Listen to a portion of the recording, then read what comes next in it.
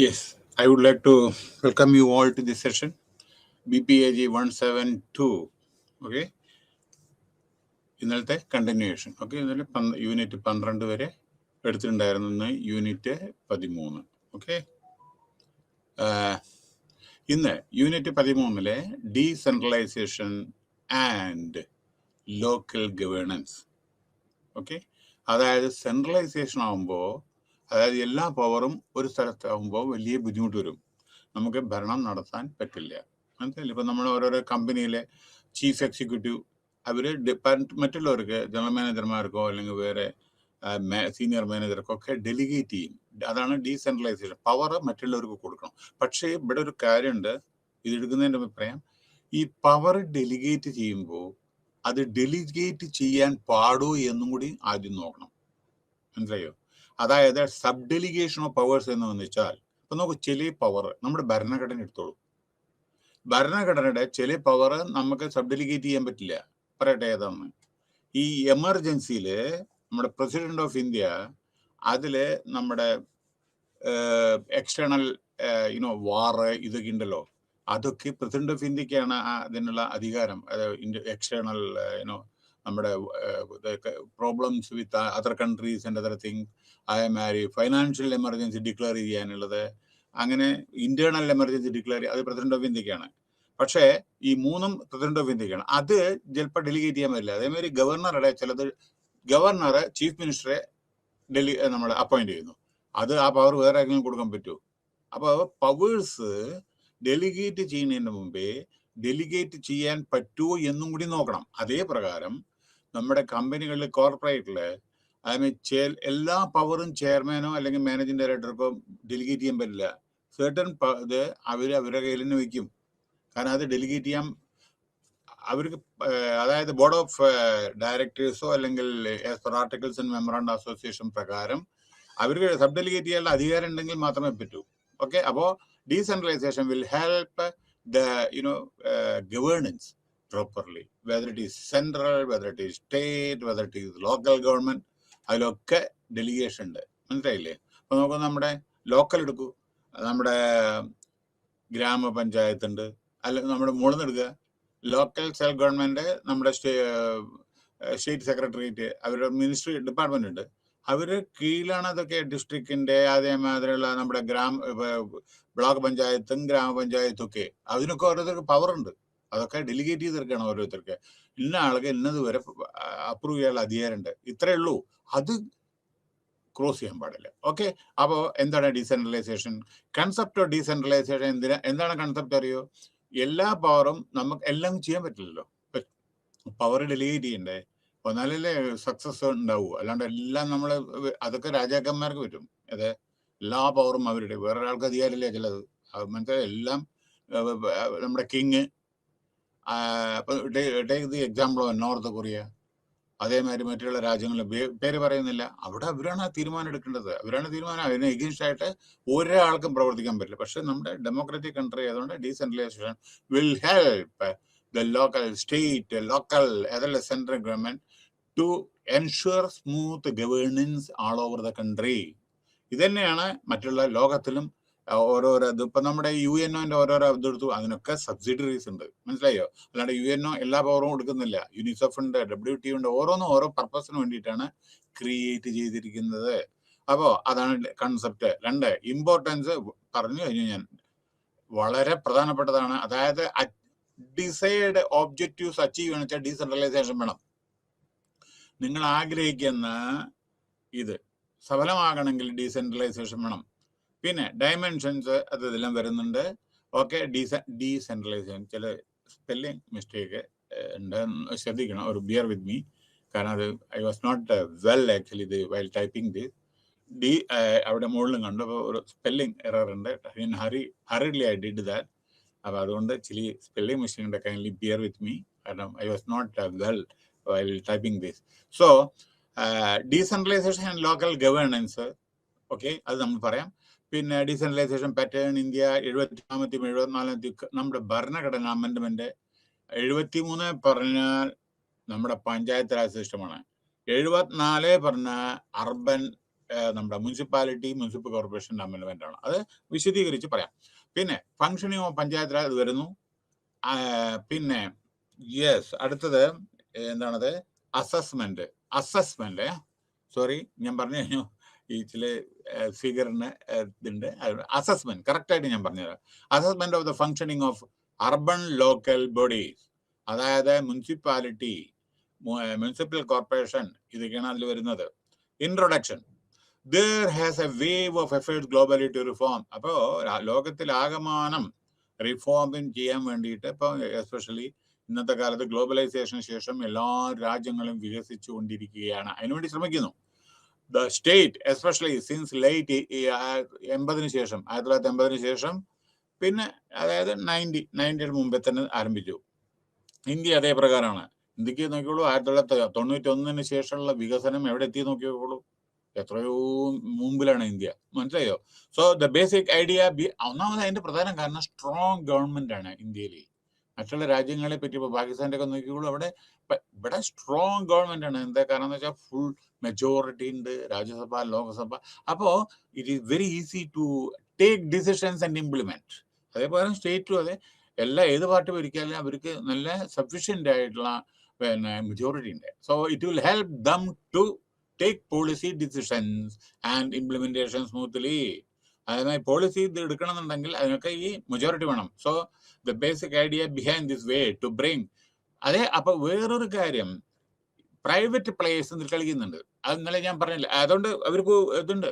പണ്ട് Indian airlines ഉണ്ടായിരുന്നു, ഞാൻ പറഞ്ഞില്ല. ഇന്ന് നോക്കൂ, ആകാശത്ത് എത്ര പ്ലെയിൻ ആണെന്ന്, ഏതെല്ലാം ബ്രാൻഡാണ് നോക്കൂ. അപ്പോൾ പ്രൈവറ്റ് പ്ലേയേഴ്സിനും അത് ഇന്നലെ ഇതിനെപ്പറ്റി പറയുന്നതുകൊണ്ട് ഞാൻ റിപ്പീറ്റ് ചെയ്യുന്നില്ല. എല്ലാ ഫീൽഡിലും പ്രൈവറ്റ് ഇതുണ്ട്. മനസ്സിലായില്ലേ? പെട്രോ കെമിക്കൽ ആയിക്കോട്ടെ, വേറെ എന്തെങ്കിലും ടെക്സ്റ്റൈൽ ആയിക്കോട്ടെ, ഓട്ടോമൊബൈൽ ആയിക്കോട്ടെ. ഓട്ടോമൊബൈൽ ഒന്നും ആലോചിച്ച് നോക്കൂ, എല്ലാം പ്രൈവറ്റ് പ്ലേയേഴ്സ് അല്ലേ. ഓട്ടോമൊബൈൽ ഓക്കെ, അത് കൂടുതൽ ഞാൻ പറയുന്നില്ല, ആൾറെഡി ഞാൻ പറഞ്ഞ ഇതാണ്. സോ ലെസണിങ് ബർഡൻ, അവരുടെ ഗവൺമെന്റിനും ബർഡൻ ഇല്ലല്ലോ.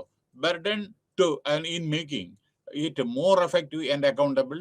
Decentralisation in one such reform effort which was globally advocate. അപ്പൊ ലോകത്തിലെ എല്ലാവരും വളരെയധികം, അതായത് ഈ ഡീസെൻട്രലൈസേഷൻ വേണ്ടി പ്രയത്നിക്കുക. അതേമാതിരി ഇപ്പോൾ ഓരോ അമേരിക്ക ആയിക്കോട്ടെ, ബ്രിട്ടൻ ആയിക്കോട്ടെ, എല്ലായിടത്തും ഉണ്ട് ഇതേ പ്രകാരം. Accordingly many country decentralise state power to the sub national government. അപ്പൊ സ്റ്റേറ്റ് പവറും അതേമാതിരി സബ് ഡെലിഗേറ്റ് ചെയ്യുന്നു. ഓക്കെ, ഇനി local governance through decentralised institution ഈ സെറ്റ് ടു ഫോസ്റ്റർ പാർട്ടിസിപ്പേഷൻ. നോക്കൂ, നമ്മുടെ പഞ്ചായത്ത് രാജ് സിസ്റ്റം നോക്കൂ, അതിലെല്ലാ ജനങ്ങളും അതിൽ പാർട്ടിസിപ്പേറ്റ് ചെയ്യുന്നില്ലേ? ഗ്രാമസഭയിൽ പാർട്ടിസിപ്പേറ്റ് ചെയ്യുന്നില്ലേ? പഞ്ചായത്ത് ബ്ലോക്കിൽ പാർട്ടിസിപ്പേറ്റ് ചെയ്യുന്നില്ലേ? അവരുടെ ഓരോരോ പദ്ധതികളില്ലേ, അതെല്ലാം ജനങ്ങൾ പാർട്ടിസിപ്പേറ്റ് ചെയ്യുന്നില്ലേ? അതേമാതിരി എന്താണ് പഞ്ചായത്ത് ചെയ്യുന്ന ട്രാൻസ്പെറൻസി ജനങ്ങൾ വീക്ഷിക്കുന്നുണ്ട്. അവർ ചെയ്യുന്ന പണി ശരിയാണോ, കറപ്ഷൻ ഉണ്ടോ, റോഡ് നന്നാക്കിയാൽ പിറ്റേ ദിവസം കേടുവരുമോ? അതാണ് ട്രാൻസ്പെറൻസി. തെറ്റുകൾ കണ്ടുപിടിക്കുക, സജസ്റ്റ് ചെയ്യുക, റെമഡിയൽ സ്റ്റെപ്പ് എടുക്കുക. എഫക്റ്റീവ് ഇംപ്ലിമെന്റേഷൻ ഓഫ് പ്ലാൻസ് പറഞ്ഞു. പ്രോഗ്രാംസ് അറ്റ് ഗ്രാസ് റൂട്ട്, താഴെ ലെവലിൽ, അതാണ് നമ്മുടെ ഗ്രാമസഭ, പഞ്ചായത്ത് രാജ്.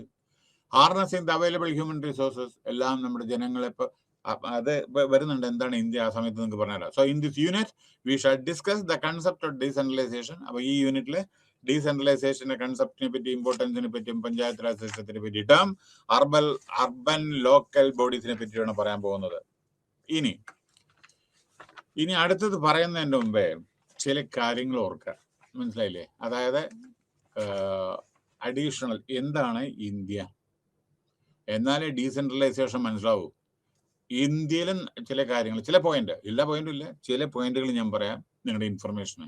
അപ്പോൾ ഡീസെൻട്രലൈസേഷൻ എത്ര ഹെൽപ്പ് ചെയ്യുന്നുണ്ട്, ഇതെല്ലാം ഇംപ്ലിമെന്റ് ചെയ്യാൻ എത്രത്തോളം എംപവർ ചെയ്യണമെന്ന് നിങ്ങൾക്ക് മനസ്സിലാക്കാം. നമ്മുടെ 138 കോടി ജനങ്ങളാണ്, ഏകദേശം അത് മീതായി 139 ആയി. ഓക്കെ, അത് ഞാൻ പറഞ്ഞു കഴിഞ്ഞു എന്നല്ലേ. ഞാൻ ഈ പറയുന്നത് എത്ര ഡീസെൻട്രലൈസേഷൻ ആവശ്യമാണ്, എംപവർമെന്റ് എത്രത്തോളം ആവശ്യമാണ് എന്ന് ഇതിൽ നിന്ന് തെളിയും. 138 കോടി ജനങ്ങള് നമ്മുടെ ഇന്ത്യ. 7 മെയിൻ റിലീജിയനാണ്. 122 ലാംഗ്വേജ്, ഭാഷ. ഇത് 22 ഒഫീഷ്യൽ, ബാക്കി ചിലത് മറ്റുള്ള ചെറിയ കുറച്ച് ആളുകൾ മാത്രം. അങ്ങനെ 122 ഭാഷകളുണ്ട്. ചില ഇതിന് ആംഗ്യ ഭാഷയിൽ, ചിലത് ഇതിന് ആൽഫബറ്റ് ഇല്ലാത്തുണ്ട് ചില ഭാഷ. പിന്നെ അപ്പോൾ ഒഫീഷ്യൽ ഇതിൽ നമ്മൾ അപ്രൂവ് ചെയ്ത് 22 എണ്ണമാണ്. പക്ഷെ 122 ലാംഗ്വേജ് ഉണ്ട് ശരിക്ക്. 33 ലക്ഷം സ്ക്വയർ കിലോമീറ്റർ ആണ് നമ്മുടെ ഇത് ലാൻഡ് ഇന്ത്യ. 33 ലക്ഷം സ്ക്വയർ കിലോമീറ്റർ. പക്ഷേ ഇന്ത്യ ഈ 28 സ്റ്റേറ്റും 9 യൂണിയൻ ടെറിട്ടറിയും ഡൈവേഴ്സിറ്റി നീക്കുള്ളൂ. ഇത്രയധികം പോപ്പുലേഷൻ ഉണ്ടെങ്കിലും ഇന്ത്യയിൽ ഒറ്റ ഭരണഘടന. ഓക്കെ, ഇതില് 70% ഓർക്കണേ, ഇവിടെയാണ് ഡീസെൻട്രലൈസേഷൻ വരുന്നത്. 70% ജനങ്ങളും റൂറൽ വില്ലേജസിലാണ് ജീവിക്കുന്നത്. ഇവിടെയാണ് ഡീസെൻട്രലൈസേഷൻ വരുന്നത്. 70%. അപ്പോ ഇതിൽ 70%-ത്തില് 48% ഫീമെയിലാണ്. മനസ്സിലായോ? പിന്നെ ജെൻഡർ ഗ്യാപ്പ്, ആണും പെണ്ണും തമ്മിലുള്ള വ്യത്യാസം. ഓക്കെ, ഇതില് ലോകത്തിലെ 156 രാജ്യങ്ങളിൽ 140 സ്ഥാനമാണ് ഇന്ത്യ. Poor performance. നമ്മൾ പറയുന്നത് മാത്രമേ ഉള്ളൂ. അതായത് നമ്മൾ ഇന്നലെ പറയില്ലേ, ഞാൻ ഇത് പറയുന്നത് സ്റ്റാറ്റിസ്റ്റിക്സ് ലേറ്റസ്റ്റ് ആണ് കേട്ടോ. അതിൽ നിങ്ങൾ ഡിഫറൻസ് ഒപ്പീനിയൻ പ്രകടിപ്പിക്കരുത്. ഈ തരുന്ന ഡാറ്റ മുഴുവൻ പത്രങ്ങളിലും എല്ലാം വന്ന I am in the habit of editorial note അതൊക്കെ ഉണ്ടല്ലോ, നമ്മൾ അതിൽ നിന്ന് എടുക്കുന്ന പോയിന്റ് ആണ്. ഓരോരുത്തരുടെ ഓരോ വേൾഡ് സർവേയുടെ റിപ്പോർട്ട് പറയാനാണ് അത്. അല്ലാണ്ട് നമ്മളിപ്പോൾ ആരും എതിരായിട്ടല്ല, അങ്ങനെ വിചാരിക്കാതെ. Don't take it indirectly, only academic way you to take it. മനസ്സിലായില്ലേ? ഓരോരോ വേർഡും പറയുന്നത് ഓതന്റിക്കേറ്റഡ് ആണ്. ഇതെല്ലാം പല അനാലൈസിസുമാരുടെ വേൾഡ് ബോഡീസിന്റെ അതാണ് പറയുന്നത്. ചിലപ്പോൾ മേപ്പെട്ട് പോകാൻ, ചിലപ്പോൾ കീപ്പെട്ട് പോകാൻ. അതിന് ഞാനല്ല ഉത്തരവാദി. ഞാൻ എഴുതുമ്പോൾ ഇതാണ്, ഇന്ന് ഇതാണ്, നാളെ വേറെ ഒന്നാണ്. അപ്പൊ അത് മാറി മറിഞ്ഞുകൊണ്ടിരിക്കും, അത് വേറെ കാര്യം. പിന്നെ പണ്ട് നമ്മൾ എത്ര ഇതുണ്ടായിരുന്നു സ്റ്റേറ്റ്, ഇപ്പൊ എത്ര സ്റ്റേറ്റ് ഉണ്ട്? പണ്ട് എത്ര യൂണിയൻ ടെറിട്ടറി? 7 union territory. ഇപ്പൊ എത്ര? 9 ആയില്ലേ? മാറ്റി അങ്ങനെ മറിഞ്ഞുകൊണ്ടിരിക്കുകയാണ്. ഇന്ന് ഒരു പ്രസിഡന്റാണ്, നാളെ ഇത് എന്താ വൈകുന്നേരം 4 മണിക്ക് പുതിയ പ്രസിഡന്റ് വരികയാണ്. മാറ്റങ്ങൾ കണ്ടോ? ഇപ്പോ ഞാൻ സംസാരിക്കുമ്പോൾ ആൾറെഡി വന്നു കഴിഞ്ഞിട്ടുണ്ടാവും, എനിക്കറിയില്ല. 4 മണിക്കാണ് അനൗൺസ് ചെയ്യുന്ന പുതിയ പ്രസിഡന്റ് ഇന്ത്യയുടെ. അപ്പൊ അങ്ങനെ മാറ്റങ്ങൾ വന്നുകൊണ്ടിരിക്കുന്നു. ഓക്കെ, സോ അപ്പൊ ഇതിന്റെ വേറൊരു കാര്യം, we should discuss the concept of decentralisation, its importance and panchayat panchayat സിസ്റ്റത്തിനെ പറ്റി. അപ്പൊ വേറൊരു കാര്യം എന്താണെന്ന് വെച്ചാൽ, ജെൻഡർ ഗ്യാപ്പിലെ 156 രാജ്യങ്ങളിൽ 140 സ്ഥാനമാണ് ഇന്ത്യക്ക്. പിന്നെ overall in the gender gap as per the report publish by the world body 2021, ഇപ്പൊ ചിലപ്പോ അങ്ങോട്ടും ഇങ്ങോട്ടും അല്പം മാറ്റം ഉണ്ടാവും. 62.5% ഗ്യാപ്പ്, ജെൻഡർ ഗ്യാപ്പ്. നിങ്ങൾ ഓർത്തോളൂ ഇനി എത്രയാണെന്ന് കേട്ടോ. ഞാൻ ഫിഗർ മാത്രം പറയാൻ, നിങ്ങൾ ആലോചിക്കുക. പിന്നെ as per world UN report 346 കോടി ജനങ്ങള് ലോകത്തില് പൂവർ ആയിട്ടുണ്ട്. 346 കോടി എന്ന് പറഞ്ഞാൽ ഇന്ത്യയുടെ 28% പോപ്പുലേഷൻ. ലോകത്തില് 346 കോടി ജനങ്ങളിൽ പോവർട്ടി. അങ്ങനെ വിചാരിക്കരുതേ അമേരിക്കയിലും റഷ്യയിലൊക്കെ എല്ലാം പണക്കാരെന്ന് വിചാരിക്കരുതേ. അവിടെ ദാരിദ്ര്യം വേണ്ടത്രയുണ്ട്. മനസ്സിലായില്ലേ? ഇന്നലെ ഞാൻ പറയില്ലേ റഷ്യത്തെ കാര്യം, ബ്രെഡ് കിട്ടാത്തതിന് പോലെ. അങ്ങനെ വിചാരിക്കരുത് റിച്ച് ആണ്, അതാണ് അങ്ങനെ വിചാരിക്കരുത്. എത്രയോ സ്ഥലങ്ങളിൽ ദാരിദ്ര്യം അനുഭവിക്കുന്നവരുണ്ട്. അപ്പൊ ഇതൊന്നും മനസ്സിലായില്ലേ? ഇതെല്ലാം വേൾഡ് ബോഡി അനൗൺസ് ചെയ്തതാണ്. UNO, യുണൈറ്റഡ് നേഷന്റെ റിപ്പോർട്ടാണ് അത് ഞാൻ പറയുന്നത്. 346 കോടി ജനങ്ങള് പൂവർ. അതിൽ 28%, ഈ 346 കോടി പറയുന്നത് ഇന്ത്യയുടെ പോപ്പുലേഷൻ 28%. മനസ്സിലായോ? പിന്നെ വേറൊരു പ്രധാനപ്പെട്ട കാര്യം, 19 കോടി ജനങ്ങൾ ഇന്ത്യയില് ഫ്യൂച്ചറിലെ ദാരിദ്ര്യം അനുഭവിക്കുമെന്നാണ് എസ്റ്റിമേറ്റ് ചെയ്യുന്നത്. 19 കോടി ജനങ്ങൾ ഇന്ത്യയില് അപ്പൊ in future. So which is hot spot എന്ന് വെച്ചാൽ വളരെ ശ്രദ്ധിക്കേണ്ട കാര്യമാണത്. മനസ്സിലായില്ലേ? 38% ഇന്ത്യയുടെ പോപ്പുലേഷൻ. ഇതൊക്കെ പറയാൻ ഈ ഡീസെൻട്രലൈസേഷൻ എത്രത്തോളം പ്രാധാന്യം ഉണ്ടെന്ന് ആലോചിക്കൂ. 38% Indian population cannot even read or write. എഴുതാനും വായിക്കാൻ പറ്റാത്ത 38% ആളുകളുണ്ട് ഇന്ത്യയിൽ. 38%. ഓക്കെ, പിന്നെ ഈവൻ അവർക്ക് വായിക്കാൻ എഴുതാനും പറ്റുന്നില്ല. പിന്നെ ഇന്ത്യ ചില നല്ല നേട്ടങ്ങള്, 4th biggest hub of IT professionals in the world. ലോകത്തിലെ നല്ല മാൻ പവർ ഉള്ളതും നമ്മുടെ IT-യിലെ 4ാമത്തെ രാജ്യമാണ് ഏറ്റവും കൂടുതൽ ഇതില് നമ്മുടെ ഇന്ത്യ. പിന്നെ ഇന്ത്യയിലെ അപ്പൊ ഡൈവേഴ്സിറ്റി നോക്കിക്കോളൂ, ഡീസെൻട്രലൈസേഷൻ എവിടെയെല്ലാം ആവശ്യമുണ്ട് നോക്കിക്കോളൂ. അടുത്ത് ഇന്ത്യയിലെ ഞാൻ പറഞ്ഞു കഴിഞ്ഞു 1020 യൂണിവേഴ്സിറ്റി ഉണ്ട് എഡ്യൂക്കേഷനിൽ. അതിൽ 1020 യൂണിവേഴ്സിറ്റി ഉണ്ട്. അതില് 46,000 കോളേജ് ഉണ്ട്. ഇത് നാളെ മാറും. ഇന്ന് പറയണത് നാളെ കൂടും. ഇതൊക്കെ മേപ്പെട്ട് ഹപ്പോടെ പോവും, ഡൗൺവേഡ് പോവില്ല കേട്ടോ. യൂണിവേഴ്സിറ്റി കീഴ്പ്പെട്ട് വരുമോ? മേപ്പെട്ടല്ലേ പോവോ? ഓക്കെ. പിന്നെ കോളേജ് 46,000 പറഞ്ഞാൽ അത് പിന്നെ 50,000 പരിണമിക്കും. ഞാൻ ഇന്നത്തെ സ്ഥിതിയാണ് പറഞ്ഞത്. അടുത്തത് 4 കോടി സ്റ്റുഡൻസ് ഉണ്ട് ഇന്ത്യയിൽ ഇപ്പോ. അത് കഴിഞ്ഞിട്ട് പറയാനുള്ളത് 15 ലക്ഷം ടീച്ചേഴ്സ് ഉണ്ട്. ഇതൊക്കെ പറയാൻ കാരണം എന്താ അറിയോ? ഇതെല്ലാം പ്രവർത്തിക്കണം വെച്ചാൽ ഡീസെൻട്രലൈസേഷൻ ആവശ്യമാണ്. അതന്നെ, അല്ലെങ്കിൽ ഇത് പറയേണ്ട ആവശ്യമില്ലല്ലോ. പിന്നെ നമ്മുടെ ഇന്ത്യയിലെ 25 ഹൈക്കോർട്ട് ഉണ്ട്. സുപ്രീം കോർട്ട് പിന്നെ അറിയാലോ, അതിന് അപ്പെക്സ് കോർട്ട് എന്ന് പറയുന്നത് ഡൽഹിയിലാണ്. 25 ഹൈക്കോർട്ടാണ്. എല്ലാ സ്റ്റേറ്റിനും ഇല്ല. അത് നന്ദി ഞാൻ പറഞ്ഞു കഴിഞ്ഞു. കൊച്ചു കൊച്ചു സ്റ്റേറ്റ് ആണെന്ന് വെച്ചാൽ 2 3 സ്റ്റേറ്റിന് ഒന്നാണ്. പഞ്ചാബ്, ഹരിയാന, ചണ്ഡീഗഡാണ്. അങ്ങനെ 25 ഹൈക്കോർട്ടാണ് ഇന്ത്യയിലുള്ളത്. ഇനി ഓർക്കേണ്ടത് 1098 ജഡ്ജസ് ആണ് അലോട്ടഡ് ഈ ഇതില്, ഈ ഹൈക്കോർട്ടിൽ. ഓരോരോ ഹൈക്കോർട്ടിൽ നല്ല തോന്നിമീരി അപ്പോയിന്റ് ചെയ്യാൻ പറ്റില്ല. എത്ര കേസ് പെൻഡിങ് അതനുസരിച്ചിട്ട് പാർലമെന്റ് അപ്രൂവ് ചെയ്താണ്. Judges are appointed by the president of India. മനസ്സിലായില്ലേ? അപ്പോ ഈ അതുമാതിരി സുപ്രീം കോടതി ജഡ്ജ്, ഹൈക്കോടതി ജഡ്ജ്, ജഡ്ജസ് ഒക്കെ പ്രസിഡന്റ് ആണ് അപ്പോയിന്റ് ചെയ്യുന്നത്. അപ്പോ ഓരോരോ ഇതിലും എത്ര വേണമെന്ന് അവർ തീരുമാനിച്ചിട്ടുണ്ട് ഇന്ത്യൻ പാർലമെന്റ്. അങ്ങനെ 1098 ജഡ്ജസ് ആണ് ഇന്ത്യയിൽ ഉള്ളത്. പിന്നെ നമ്മുടെ ഇന്ത്യ 6th ലാർജസ്റ്റ് എക്കോണമിയാണ്, ഫാസ്റ്റ് ഡെവലപ്പിംഗ് കൺട്രിയാണ്. പോരെ? അപ്പൊ നിങ്ങൾക്ക് ഇതെല്ലാം പറയാനുള്ള കാരണം ഇപ്പൊ ഏകദേശം ഒരു പിടുത്തം കിട്ടിയോ ഈ ഡീസെൻട്രലൈസേഷന്റെ എവിടെ? ഇനി എന്താ ഡീസെൻട്രലൈസേഷൻ? അതിന്റെ ഗുണങ്ങൾ എന്താണ്? Decentralisation ideological principal, self Reliance, നമ്മൾ ഓരോരോ ഏരിയയിലും വികസിക്കാനും, ഡെമോക്രാറ്റിക് ഡിസിഷൻ. നോക്കൂ, പഞ്ചായത്തൊക്കെ നോക്കൂ, അവരവരുടേതായ ഡിസിഷൻ എടുക്കുന്നു, ഓരോന്ന് ഇംപ്ലിമെന്റ് ചെയ്യുന്നു. കൊച്ചു കൊച്ചു പ്രൊജക്ട് സ്റ്റേറ്റ് അതേമാതിരി ചെയ്യുന്നു, സെൻട്രൽ അതേമാതിരി ചെയ്യുന്നു. പോപ്പുലർ പാർട്ടിസിപ്പേഷൻ, എല്ലാവരുടെയും പാർട്ടിസിപ്പേഷൻ. പൊളിറ്റിക്കൽ ഡിസിഷൻസ്, അറിയില്ലേ? ഇപ്പൊ നമ്മുടെ പാർലമെന്റിൽ നടക്കുന്ന പല ഡിസിഷൻസ് ഉണ്ട്, സ്റ്റേറ്റിൽ കൊടുക്കേണ്ടതല്ലോ. ഒക്കെ ഓരോ ഡിസിഷൻ എടുക്കുന്നില്ലേ? ഇപ്പോൾ അതെല്ലാം ഡീസെൻട്രലൈസേഷൻ ആണല്ലോ. അവർ അധികാരങ്ങൾ കൊടുക്കില്ലേ ഓരോരുത്തർക്ക്? കലക്ടർക്ക് ഇത് ചെയ്യാം, അല്ലെങ്കിൽ SHOന് ഇത് ചെയ്യാം, അല്ലെങ്കിൽ IG ഇത് ചെയ്യാം, അല്ലെങ്കിൽ DGPക്ക് ഇത് ചെയ്യാം, അല്ലേ? അപ്പൊ ഇതൊക്കെ ചില പൊളിറ്റിക്കൽ ഡിസിഷൻസ് ഉണ്ട്. പിന്നെ അടുത്തത് improving efficiency, effectiveness, responsiveness. Efficiency improving ചെയ്യാനും, എഫക്റ്റീവ്നെസ്സും റെസ്പോൺസീവ് മറുപടി, പ്രത്യേകിച്ച് റിപ്ലൈ. അടുത്തത് ഇവർക്കൊക്കെ ഈ ഡെലിഗേറ്റ് ചെയ്യുമ്പോൾ എന്താ അറിയോ? ഡീസെൻട്രലൈസ് അവരൊക്കെ അറിയണം അവരാണ് ഇതിന്റെ അതോറിറ്റി എന്ന്. നമ്മുടെ കലക്ടർ, നോർത്ത് ഇന്ത്യയിലെ ഡെപ്യൂട്ടി കമ്മീഷണർ, കലക്ടറൊക്കെ അറിയണം കലക്ടറുടെ എന്താ പരിധി എന്ന്.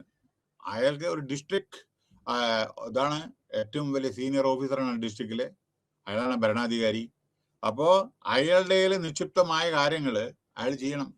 മജിസ്റ്റീരിയൽ പവർ ഉണ്ട് അയാൾക്ക്. Shoot at sight order, law and ഓർഡറിലൊക്കെ പ്രശ്നം വന്നിട്ടുണ്ടെങ്കിൽ അതൊക്കെ ഇംപ്ലിമെന്റ് ചെയ്തെങ്കിൽ കുറെ അത് അയാൾ ഉത്തരവാദിയാണ്. അപ്പൊ പവർ കൊടുത്താൽ മാത്രം അത് എക്സിക്യൂട്ടീവ് ചെയ്യാൻ അറിയണം. മനസ്സിലായോ? പവർ കയ്യിലുണ്ടായിട്ടത്തെ കാര്യം അത് എക്സിക്യൂട്ടീവ് ചെയ്യണം. അതാണല്ലോ പവർ ഡെലിഗേറ്റ് ചെയ്യുന്നത്. പിന്നെ so in this unit we shall discuss the concept and of decentralization and importance ഒക്കെ അതെല്ലാം ലോക്കൽ ബോഡീസിന്റെ ഒക്കെ നമ്മളെ. പിന്നെ വേറൊന്ന്, ഡയറക്റ്റ് ഈ ഡീസെൻട്രലൈസേഷൻ എന്തൊരു ഗുണം അറിയോ? Direct relationship between the citizens and the administration, അല്ലേ? നമ്മളിപ്പോ സെക്രട്ടേറിയറ്റ് ഉണ്ട്, അല്ലെങ്കിൽ ഈ പഞ്ചായത്ത് രാജ് നമ്മൾ ഡയറക്റ്റ് റിലേഷനിൽ ഓരോരുത്തരായിട്ട് നമ്മൾ കോണ്ടാക്ട് ചെയ്യുന്നു, ഓരോരോ പർപ്പസിന് വേണ്ടിയിട്ട് അവർ നമ്മുടെ കാര്യങ്ങൾ ചെയ്യുന്നു. പിന്നെ ലോക്കൽ പാർട്ടിസിപ്പേഷൻ, ജനങ്ങളാൽ തിരഞ്ഞെടുക്കപ്പെട്ട പ്രതിനിധികളല്ലേ? അപ്പൊ എല്ലാവരും പാർട്ടിസിപ്പേറ്റ് ചെയ്തിട്ട് ഇവർ എലക്ട് ചെയ്തിട്ട് അങ്ങോട്ട് പറഞ്ഞേക്കുന്നത്. ഓക്കെ, അപ്പൊ അതായി. ഇനി ഇമ്പോർട്ടൻസ്. ഓക്കെ, അപ്പൊ ഡീസെൻട്രലൈസേഷന്റെ കാര്യം ഞാൻ പറഞ്ഞു. അപ്പൊ ഡൈമെൻഷൻസ് എന്തൊക്കെയാണ് ഉണ്ടോ? Okay, concept the term decentralisation understood by differently by okay it is essential mechanism. ഞാൻ പറഞ്ഞത് തന്നെ എല്ലാം വാണിച്ചാൽ നോക്കിക്കോളൂ. Which power is transferred from the central government to the lower level of government. Concept of decentralisation, ഇതൊക്കെ നമ്മുടെ ഭരണഘടനയിൽ പറഞ്ഞിട്ടുണ്ട്. State എന്താ ചെയ്യേണ്ടത്, സെൻട്രൽ എന്താ ചെയ്യേണ്ടത്. ഇതാ ഇനി നിങ്ങൾക്ക് ഇതിലില്ലാത്തൊരു കാര്യം കൂടി ഞാൻ പറയാം. ഏകദേശം 96 സബ്ജക്റ്റിൽ സെൻട്രൽ ഗവൺമെന്റിനാണ് അധികാരം. ആർമി, നേവി, എയർഫോഴ്സ്, പാസ്പോർട്ട്, അതേമാതിരി സെൻട്രൽ എക്സൈസ്, ഇൻകം ടാക്സ്, പിന്നെ പാരാമിലിറ്ററി ഫോഴ്സസ്, അതേമാതിരി റിസർവ് ബാങ്ക് ഓഫ് ഇന്ത്യ, അങ്ങനെ പോകുന്നു. അംബാസഡർമാരെ, ഇതൊക്കെ സെൻട്രൽ ഗവൺമെന്റിന്റെ പണിയാണ്. പ്രിന്റിംഗ് ഓഫ് നോട്ട്സ്, ഇതൊക്കെ 96 സബ്ജക്റ്റിലെ സെൻട്രൽ ഗവൺമെന്റിനാണ് അധികാരം. 66 സബ്ജക്റ്റിൽ സ്റ്റേറ്റിനാണ് അധികാരം ഭരണഘടന പ്രകാരം. ഏതാണത്? സ്റ്റേറ്റിന്റെ അറിയാമോ?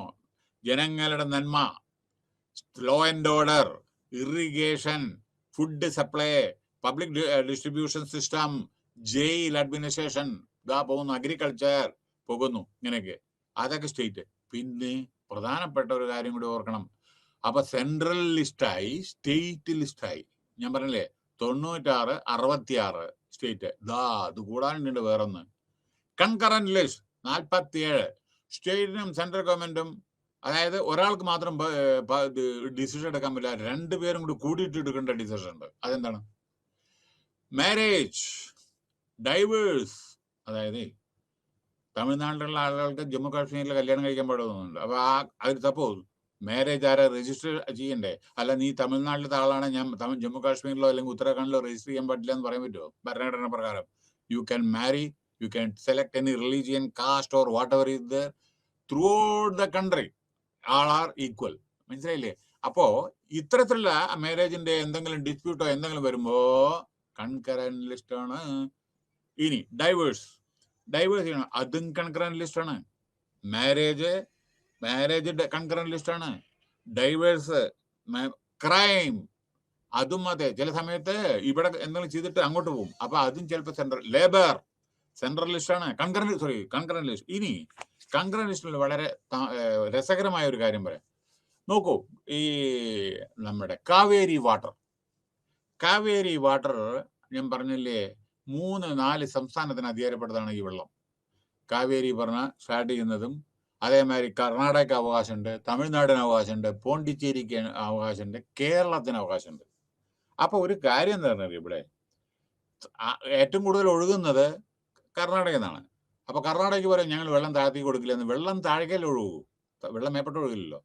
അപ്പോ തമിഴ്നാടിന് ഞങ്ങൾ വെള്ളം കൊടുക്കില്ല, അല്ലെങ്കിൽ പോണ്ടിച്ചേരിക്ക് കൊടുക്കാൻ പറ്റില്ല, കേരളത്തിന് കൊടുക്കാൻ പറ്റില്ല എന്ന് പറയാൻ പറ്റും അവർക്ക്. കാരണം വെള്ളമാണ് നേച്ചുറൽ, ഇത് നമുക്ക് പ്രകൃതി തരുന്നതല്ലേ നദി. ഇതൊക്കെ അത് മറ്റുള്ളവർക്ക് കൊടുക്കാം. നമ്മുടെ ബ്രദേഴ്സ് ആൻഡ് സിസ്റ്റേഴ്സ് അല്ലേ മറ്റുള്ളവര്. ഒരു minute, take the example of Kerala. എവിടുന്നത് വന്ന് നമ്മുടെ ബൈഫർക്കേറ്റ് ചെയ്തിട്ടല്ലേ തമിഴ്നാടിനെ, മദ്രാസിനെ ആന്ധ്രയായിട്ടും കർണാടകയായിട്ടും കേരള ആയിട്ടും മറ്റുള്ള ഡിവൈഡ് ചെയ്തിട്ടല്ലേ ഇത്. അപ്പൊ നമുക്ക് ആൾറെഡി ഓരോരോ സ്റ്റേറ്റ് ആയിട്ട് ഇന്റർകണക്റ്റഡ് അല്ലേ ഓരോന്ന്, അല്ലേ? ഇപ്പൊ ഉത്തരാഖണ്ഡ് നോക്കൂ, ഉത്തർപ്രദേശിന്റെ അല്ലേ, ബീഹാറിൽ റാഞ്ചി, ഇത് നോക്കൂ, ജാർഖണ്ഡ്, എല്ലാം ഇന്റർ കണക്റ്റഡ് ആണ്. അപ്പോ ഇത്തരത്തിലുള്ള കാര്യങ്ങള് സെൻട്രൽ ഗവൺമെന്റ് ആണ് സെൻട്രൽ ഗവൺമെന്റും സ്റ്റേറ്റ് ഗവൺമെന്റും കൂടി തീരുമാനിക്കും, കോട്ട ഫിക്സ് ചെയ്യണം. അതായത് തമിഴ്നാടിന് ഇത്രത്, കർണാടക ഇത്ര, പോണ്ടിച്ചേരിക്ക് ഇത്ര, അതേമാതിരി കേരളത്തിന് ഇത്ര. അതൊക്കെ ഇതേമാതിരി ഗംഗാനദി എടുക്കൂ. ഗംഗാനദി എവിടുന്നാ ഉത്ഭവിക്കുന്ന? ഹിമാലയത്തിൽ നിന്ന്. എവിടേക്കൊക്കെ ഒഴുകുന്ന, ഏത് സ്റ്റേറ്റിൽ കൂടെ ഒന്ന് നോക്കൂ.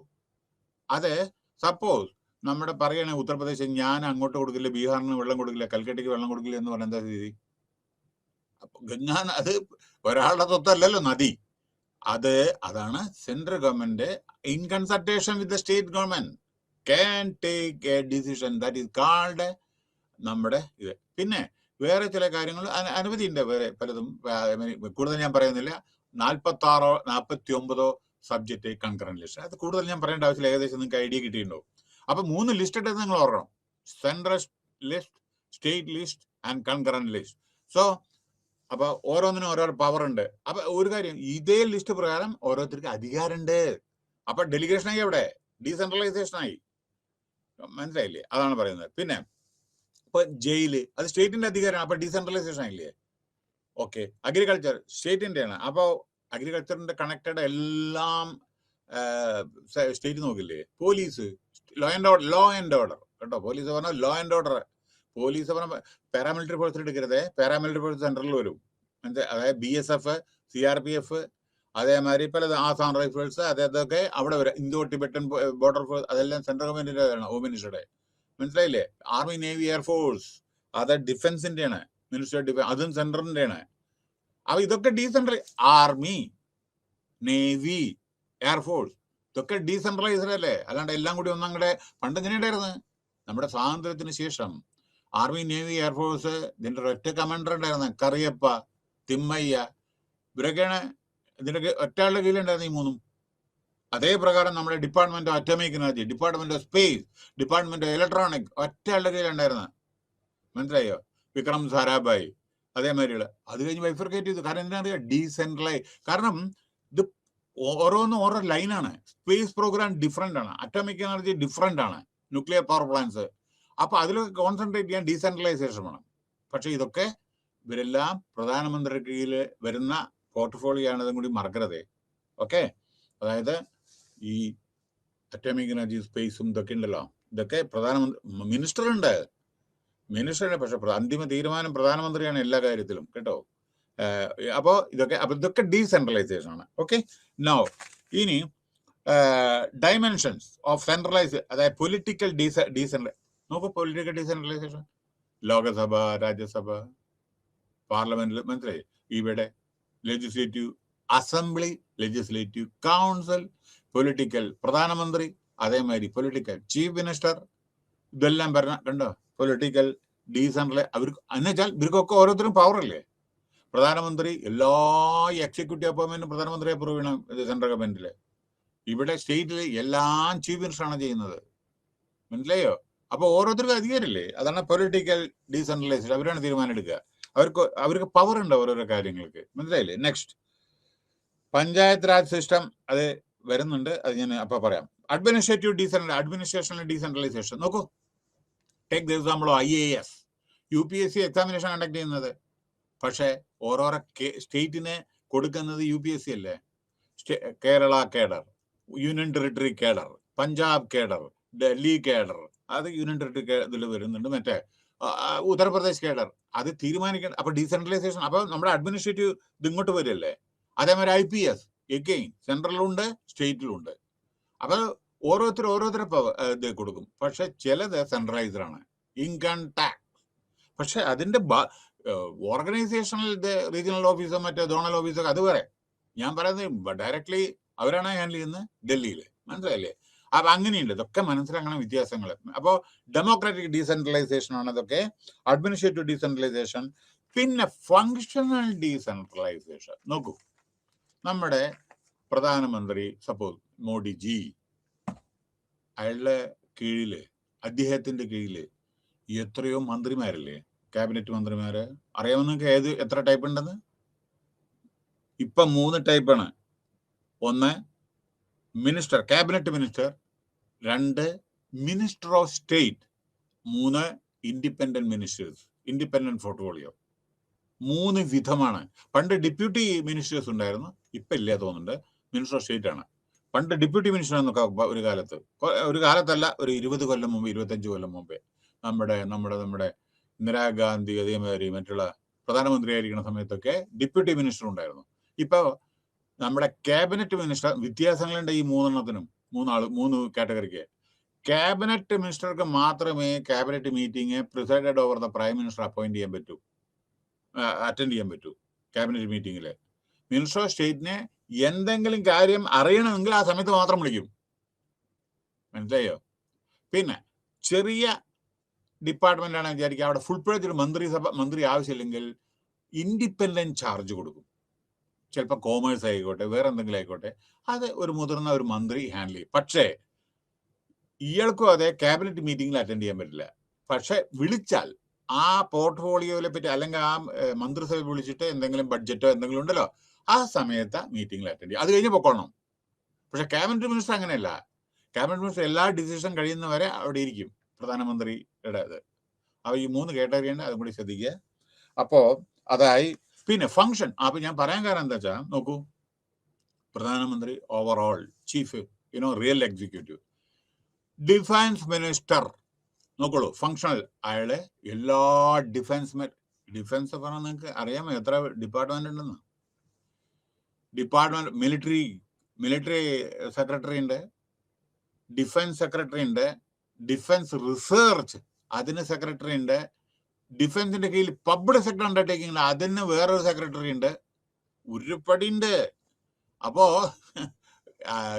അത് ഡിഫൻസിന്റെ നമ്മുടെ ഇന്ത്യയുടെ രാജ്യസുരക്ഷ നോക്കി മുഴുവൻ അവരുടെ ഡ്യൂട്ടിയാണ്. ഫൈനാൻസ് മിനിസ്റ്റർ ഡ്യൂട്ടിയാണ് ബഡ്ജറ്റ്, അതേമാതിരി എക്സ്പെൻഡിച്ചർ കൺട്രോൾ, റവന്യൂ കളക്ഷൻ, അതൊക്കെ. അപ്പൊ കണ്ടോ, അയാളുടെ പണി അതാണ്. കോമേഴ്സ് മിനിസ്റ്റർ പണി നമ്മുടെ ഇത് എക്സ്പോർട്ടും ഇമ്പോർട്ടും ഇതെല്ലാം കൺട്രോൾ ചെയ്യുന്നതും അതും ഇതും നമ്മുടെ ട്രേഡ് ഇതൊക്കെ നോക്കുന്നതാണ് കോമേഴ്സ്. മനസ്സിലായില്ലേ? ഇൻഫർമേഷൻ ബ്രോഡ്കാസ്റ്റിംഗ് അറിയാലോ നിങ്ങൾക്ക് എന്താണെന്ന്, എല്ലാ വാർത്താ കമ്മ്യൂണിക്കേഷൻ്റെ അറിയാലോ നിങ്ങൾക്ക്. അപ്പൊ ഓരോ മന്ത്രി, ഹോം മിനിസ്റ്റർ, അയാളുടെ ഡ്യൂട്ടി എന്താണ്? അയാളുടെ കീഴിലാണ് നമ്മുടെ ഇത് പാരാമിലിറ്ററി ഫോഴ്സസ്, നമ്മുടെ ഡിസാസ്റ്റർ മാനേജ്മെന്റ്, അത് പലതും വളരെയധികം പ്രധാനപ്പെട്ട ഒരു റോളാണ് നമ്മുടെ ആഭ്യന്തര സുരക്ഷ. അതായത് ഓരോ സ്റ്റേറ്റിലും വരുന്ന പ്രശ്നങ്ങൾക്ക് അവരെ ഹെൽപ്പ് ചെയ്യുന്നത്. സ്റ്റേറ്റിനെ ഹെൽപ്പ് ചെയ്യണം, കാരണം സ്റ്റേറ്റിലെ എല്ലാ മിഷനറി ഉണ്ടാവില്ലല്ലോ. ചിലപ്പോൾ ലോ ആൻഡ് ഓർഡർ പ്രോബ്ലം ചിലപ്പോൾ ഇറങ്ങേണ്ടി വരും അവരുടെ ആളുകൾ, CRPF, BSF. ഇലക്ഷൻ ടൈമിൽ അവിടുത്തെ പോലീസ് മാത്രം പറ്റില്ലല്ലോ. ഇലക്ഷൻ ടൈമിൽ കണ്ടമാനം ആളുകൾ ഇത് ആർമഡ് ഫോഴ്സസ് വേണ്ടി വരും ചില സമയത്ത്. കാരണം എന്താ വെച്ചാൽ ട്രിബിൾഡ് ചില ബൂത്തുകളൊക്കെ ഉണ്ട്. അപ്പോൾ വളരെ കോർഡിനേഷനോട് കൂടി പ്രവർത്തിക്കേണ്ടതാണ്. വളരെ ഇമ്പോർട്ടന്റ്, എല്ലാം ഇമ്പോർട്ടന്റ് ആണ് കേട്ടോ. അങ്ങനെ വിചാരിക്കരുതേ. ഒരു അംബ്രല, ഒരു കുട, അതിന്റെ ഓരോരോ വില്ലും പ്രധാനല്ലേ? മനസ്സിലായോ? അതിന്റെ ഒരു വില്ല് ഒടിഞ്ഞു വിചാരിക്കുക, അംബ്രലയുടെ ശോഭ പോയില്ലേ? അതേമാതിരിയാണ് ഓരോ പോർട്ട്ഫോളിയോ. അപ്പൊ വളരെ എഫക്റ്റീവ് ആയിട്ട് ഇത് ഫങ്ഷൻ ചെയ്താലാണ് നമ്മുടെ മന്ത്രിസഭ എന്ന് പറയാൻ പറ്റൂ. മനസ്സിലായോ? അങ്ങനെ ചെയ്യുന്നുണ്ട്. അല്ലെങ്കിൽ ചെയ്യിപ്പിക്കും. പ്രധാനമന്ത്രി വിടില്ലല്ലോ അവര്. ചെയ്തിച്ചിട്ടില്ലെങ്കിൽ അവർ മാറ്റും. ഡിസ്മിസ് ചെയ്യാനുള്ള അധികാരമുണ്ട് പ്രധാനമന്ത്രിക്ക് കേട്ടോ. അതേമാതിരി ചീഫ് മിനിസ്റ്ററെ ഡിസ്മിസ് ചെയ്യാൻ അല്ലെങ്കിൽ രാജിവെക്കാൻ വേണ്ടി പറയും. ചെയ്തിട്ടില്ലെങ്കിൽ, ജോലി ചെയ്തിട്ടില്ലെങ്കിൽ. അങ്ങനെ വരുന്നില്ല. ചെയ്തേ പറ്റുമോ? കാരണം there all accountable to the general public. Railway, take the example of railway മന്ത്രി മിണ്ടാതിരിക്കുകയാണ് വിചാരിക്കുക. സപ്പോസ് ആക്സിഡന്റ് ഉണ്ടായി, കുറെ ആൾ മരിച്ചു, അയാൾ മിണ്ടുന്നേ ഇല്ലെങ്കിലോ ജനങ്ങൾ വിടോ? അതന്നെ എല്ലാ കാര്യങ്ങളും. അപ്പോൾ ഡീസെൻട്രലൈസേഷൻ ഫംഗ്ഷൻ പറഞ്ഞില്ല, ഓരോ ഫംഗ്ഷൻ. അതേമാതിരി കമ്പനികളിലും ഫംഗ്ഷൻ ഉണ്ട്. പിന്നെ ഫൈനാൻഷ്യൽ നോക്കൂ, ഡീസെൻട്രലൈസേഷൻ ഇതിൽ ഞാൻ കൂടുതൽ പറയുന്നില്ല. ഫൈനാൻഷ്യൽ ഡീസെൻട്രലൈസേഷനിൽ സ്റ്റേറ്റിന്റെ കയ്യിൽ കാശില്ല, സെൻട്രൽ ഗവൺമെന്റ് കൊടുക്കണം. അതേമാതിരി അപ്പോ ബഡ്ജറ്റ് അലോക്കേഷനും പ്ലാനിങ് കമ്മീഷന്റെയും അതേമാതിരി പിന്നെ നോക്കൂ, ഗ്രാൻഡ് നീഡ് ഉണ്ട്. ചില പ്രൊജക്ടിന് അവര് ഗ്രാൻഡ് കൊടുക്കും, സെൻട്രൽ ഗവൺമെന്റും. അതേമാതിരി സ്റ്റേറ്റ് ഗവൺമെന്റ് പഞ്ചായത്തിനും കൊടുക്കും ഗ്രാൻഡ്. പറഞ്ഞ ചിലത് ഫ്രീ ആണ്, ചിലത് നോമിനൽ ഇൻട്രസ്റ്റ് ഉണ്ട്. 2%, 1%. ഇതൊക്കെ ഡെവലപ്മെന്റ് പർപ്പസിന് വേണ്ടിയിട്ട്. അപ്പൊ ഒരു ബ്രിഡ്ജ് പണിയാ, ഒരു വലിയൊരു പാലം പണിയാണ് വിചാരിക്കുക. അപ്പോ സെൻട്രൽ ഗവൺമെന്റ് പൈസ ഇല്ല വിചാരിക്കുക. അപ്പൊ ചിലപ്പോൾ എന്തെങ്കിലും ഗ്രാൻഡ് സെൻട്രൽ ഗവൺമെന്റ് കൊടുക്കും. കാരണം സെൻട്രലും സ്റ്റേറ്റും കൂടി ഷെയർ ഉണ്ടാവും. ചിലപ്പോൾ ഗ്രാൻഡ് ചിലപ്പോൾ റീപേയബിൾ ആണ്, ചിലത് കൊടുക്കേണ്ട ആവശ്യമില്ല, അവർ വേവ് ഓഫ് ചെയ്യും. ചിലപ്പോൾ നോമിനൽ ഇൻട്രസ്റ്റ്. കാരണം സെൻട്രൽ ഗവൺമെന്റ് എവിടെയെങ്കിലും എടുക്കേണ്ടി വരും പൈസ. മനസ്സിലായില്ലേ? അപ്പൊ സെൻട്രൽ ഗവൺമെന്റ് ബാധ്യസ്ഥയുണ്ടല്ലോ ഓരോന്ന്. കാരണം ജനങ്ങളുടെ കാശല്ലത്, അവർക്ക് തോന്നിയ മാതിരി ചെയ്യാൻ പറ്റില്ലല്ലോ. അപ്പൊ ഇതിനൊക്കെ പിന്നെ അതുള്ള ബഡ്ജറ്റ് പ്രൊവിഷൻ ആണ് ഇതിനെല്ലാം. ഏത് സ്റ്റേറ്റിന് പിന്നെ സ്റ്റേറ്റിന് കൊടുക്കുന്നത് തോന്നിയ മാതിരി എടുത്തു കൊടുക്കാൻ പറ്റില്ല. ഓരോ അലോക്കേഷൻ ഉണ്ട്, അത് ആനുവൽ ഇതുണ്ട് പ്ലാൻ, അത് അപ്രൂവ് ചെയ്യണം നീതി ആയോഗ്. മനസ്സിലായില്ലേ? അത് ചീഫ് മിനിസ്റ്ററും വരും, ഫൈനാൻസ് മിനിസ്റ്ററും ഓരോ സ്റ്റേറ്റിന്റെ ഡിസ്കസ് ചെയ്തിട്ടാണ് ഇതൊക്കെ ഇങ്ങനെ ഇത് ഉണ്ടാക്കുന്നത്. മനസ്സിലായില്ലേ? സോ ഇതെല്ലാം പറഞ്ഞു ഞാൻ. ഫൈനാൻഷ്യൽ ഡീസെൻട്രലൈസേഷൻ പറഞ്ഞു കഴിഞ്ഞു, ഡീസെൻട്രലൈസേഷൻ പാറ്റേൺ പറഞ്ഞു. ഇനി നമ്മുടെ ഡീസെൻട്രലൈസേഷൻ പാറ്റേണിനെ പറ്റി ഒരു കാര്യം പറയാനുണ്ട്.